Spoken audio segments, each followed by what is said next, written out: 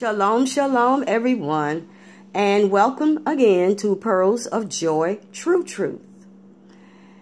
Today I am going to pick up again where I left off with the last video I did called, Who Said I Suffer Not That a Woman Should Teach? And the subtitle of this is The Male-Female Dominance War. And I'm going to start off by clarifying and understanding Paul's writings on the woman thing. In the first video, which is part 1 of this, I made reference to debunking the fact that Paul ever said that he suffered not that a woman should teach. If you go back and listen to part 1 of this, Who Said I Suffer Not That a Woman Should Teach? In that video, I explained where that actually comes from.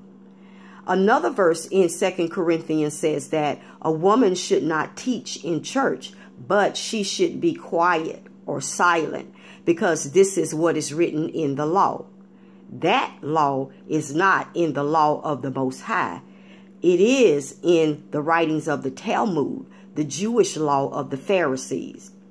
The translators found ways to incorporate lies to deceive by twisting and adding to, causing deception.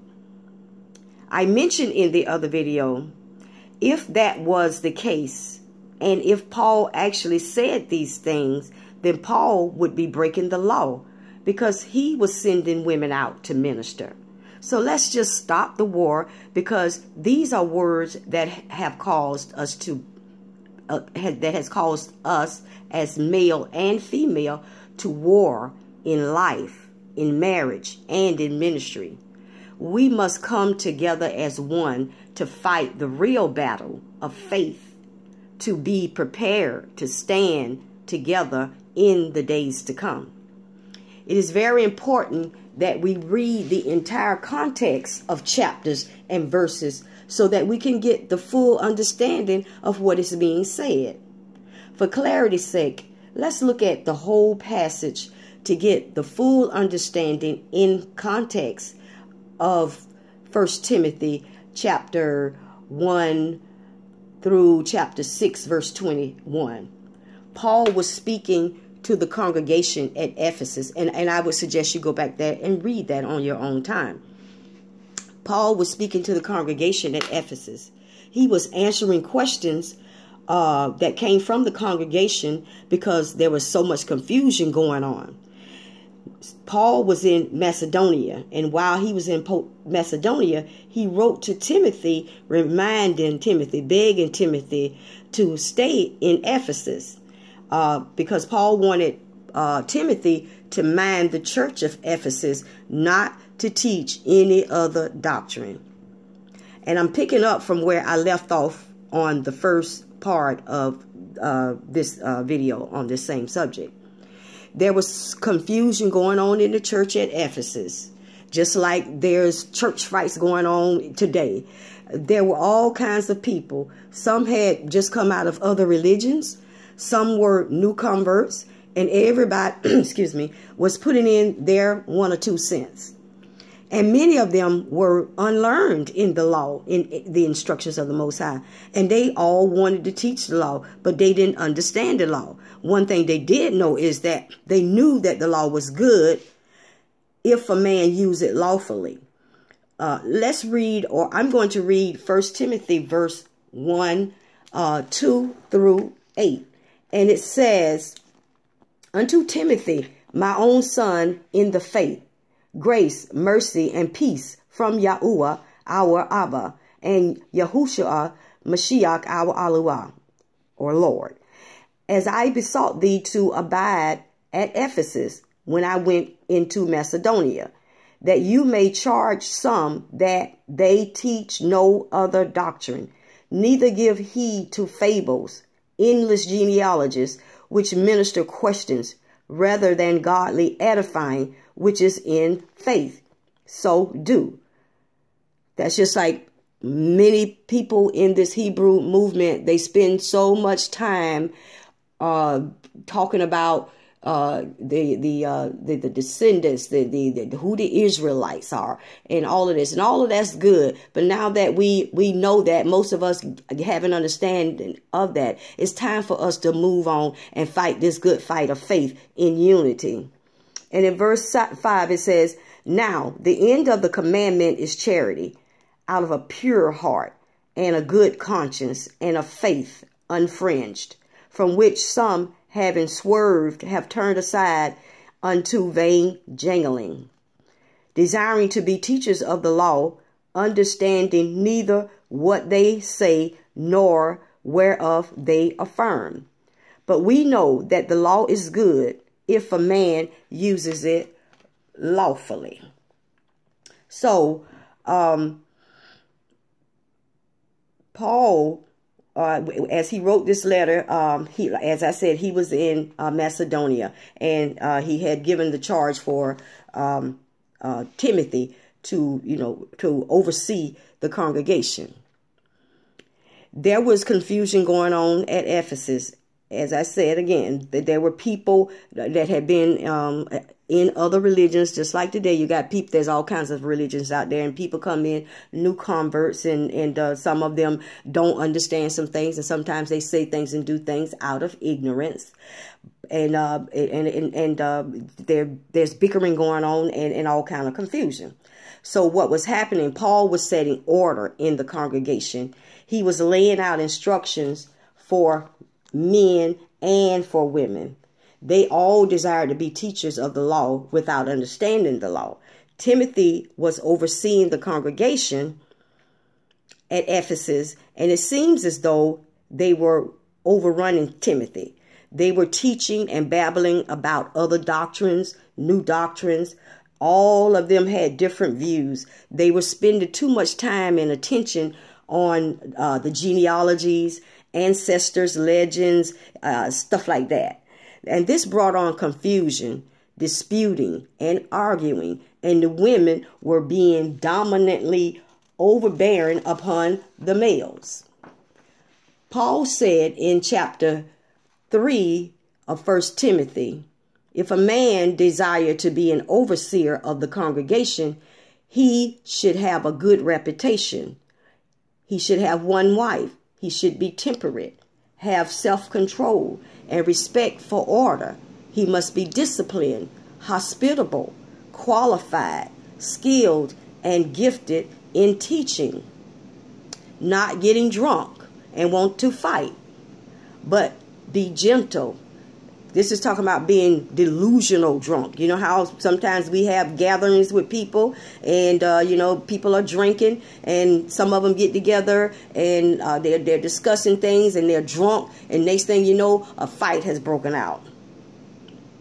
He also says that he should not be greedy after money. That's 1 Timothy 3 and verse 5.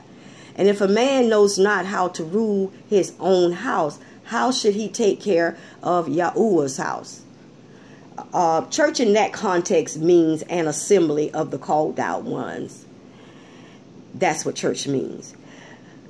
"The man shall not be a new believer, because he will fall into pride and become under the judgment of the devil. He must have a good reputation from outsiders, and let him be proved first." This is talking about deacons and bishops in the congregation. And it is wise not to put a new convert in any position. I know I have seen it many times when a person becomes, say, born again, and especially among celebrities, and they are adopted into certain congregations, and the first thing the congregation want to do is put them on the forefront because they have been, say, famous in the world. And these people are usually not learned enough or tried enough to know what kind of fruit we're laboring among. And so they are left wide open to be subject to the devil. This is the penalty or position, Yeah, this is the penalty or the position that was given to the male and the female on how he and she should rule or manage. And in the case of the male, this is instructions on how he should rule or manage his wife and his family well. These are the qualities of a husband at home. He is to keep his children under control and well behaved. And notice that in that context, more instructions are given to the male. Even that part of him having his children under control. Because the two positions are that the male be the head. And I think I said this before. That word rule does not mean dominate and control. That means to manage, to take care of, to oversee. And all of these instructions are basically given to the male. And the male is supposed to operate in that role. And those instructions are also carried over to his wife, and she is to continue to carry out these instructions in her home or even outside of her home. And in I'm going to read chapter in that same chapter 1 of Timothy, verses 14 through 16. And this is Paul concluding instructions on how to conduct themselves in the assembly of the congregation and as citizens of the kingdom, as well as at home. So 1 Timothy verses 14 14 is it 14 through 16? No, this will be 1 Timothy chapter 3 verses 14 through 16. And he says, "These things I write unto you, hoping to come unto you shortly. But if I tarry long, that you may know how you ought to behave yourself in the house of Yahuwah, which is the church of the living Elohim, the pillar and ground of the truth. And without controversy, great is the mystery of holiness. Yahuwah was manifest in the flesh, justified in the spirit, seen of angels, preached unto the Gentiles, believed on in the world, received up to glory." So this is the conclusion of what Paul was saying to them as we continue in the instructions that he has given the church, the called out ones. In that same context of 1 Timothy, Paul was speaking to the woman about how to dress with moderation and how to carry herself. He was talking about her outer appearance. He wasn't telling her, don't wear this, don't wear that. He was basically saying, have some moderation. And I'm sure some of the women were coming to the congregation, just like we see today, dressed to kill and dressed to steal somebody's husband. Some of them still had a lot of the world in them, just like many of us before we came into this truth. They were overdoing it by coming to the congregation in clubhouse attire, wearing elaborate braided hairstyles with weave, beads, gold, crochet, and elaborate jewelry, and move something dresses. As well as Paul spoke to the woman, when you go back to chapter 1 and verse 11, Paul is speaking to the wives. And just like the males, they must be grave or honorable. No slandering, no gossiping, speaking no evil of others, and temperate. And be a good manager of her house. In closing this study on the male-female dominance war, I would like to say that Yahuwah has set examples of what the kingdom should look like. In the kingdom, we have our almighty creator, the Most High, And we also have a king, Yahushua, our Savior. A picture of what is in the earth in the form of marriage between male and female, king and queen. And they both have roles. They both speak. If a woman is not to teach or be silent, that means that she should not speak. She shouldn't be preaching or teaching in the congregation. How can a king have a queen who cannot speak or teach? She is needed within that king, queen, ruler household. She plays a role as well as the male. She is the teacher carrying on the rule of her husband to their children. The woman has just as much power and rule as the man, just in a different way. When it comes to raising children, Yahuwah gave man wisdom, and he gave women wisdom to raise girls and boys. The woman exemplifies what it is to be a woman. In the same manner as he gave that wisdom for a man to raise a male, female, he gave the woman, she may not know what it feels like to be a man, but most of us knows what a man should look like or be like.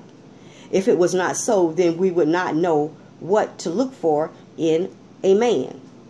Some of us have lived in homes where men, fathers, is the head, the priest and teacher who ahab or loves his wife and family, and as the anointed one loves his own.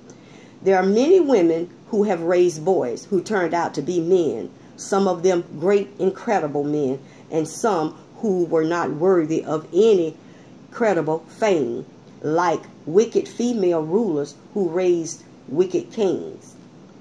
An example of women who raised great men: Mary raised Yeshua with the help of Joseph, of course. Joseph later died. Bathsheba helped raise Solomon. This division between male and female among Israel is a spirit that was cast on us because of the curse, and it manifested in the natural. This is all by design by the enemy of our souls, Hasatan. This curse created a rightness and caused us to fall into the trap of the enemy.